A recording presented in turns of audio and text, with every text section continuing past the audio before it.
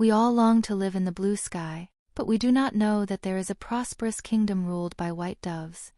The head of the kingdom is the father of Ammonius, King Amsu, and his queen Isis.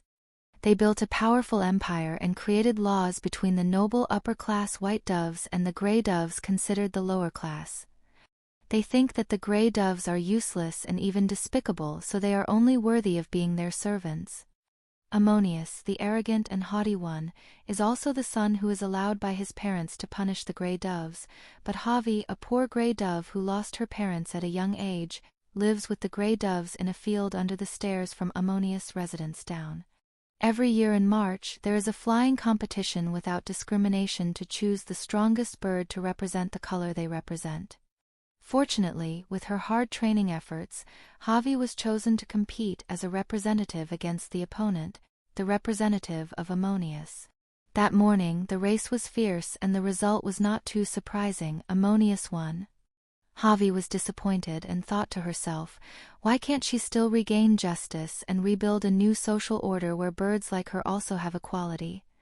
It seemed that Ammonius had a very deep impression on her. He approached her and humbled himself to put aside his contempt and invited her to be his student because he needed to find someone to maintain his talent. From then on, Havi and Ammonius were together. They became closer and understood each other better, thereby creating an image representing the breaking of the boundaries that inherently existed. Havi helped Ammonius change into a more responsible bird, and Ammonius made Havi realize that the things that still exist in this world are not simple. Like positive and negative poles, because of their desire to learn, they attracted each other and could not be separated. But that day together did not last long. His parents forbade him to come to Havi because they did not want to accept this mismatch. And then when the blackbird invaders from the other side came to occupy Ammonius, his parents were both sick.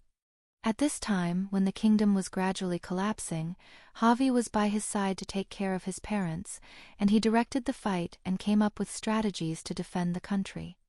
A resounding victory.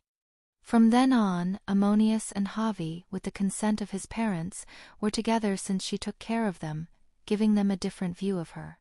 Perhaps it was the difference between Ammonius and Havi that from this moment on, the kingdom erased and had a different view of the gray bird.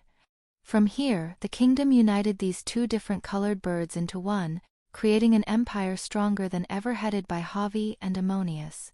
Sometimes, once true love has sprouted, no thorn can stop it, even if that love has to go through the suffering between classes, between the heavy discrimination that society imposes on us, or has to endure the contempt and scrutiny from the eyes of others. It is the differences that create the rhythmic beats in harmony.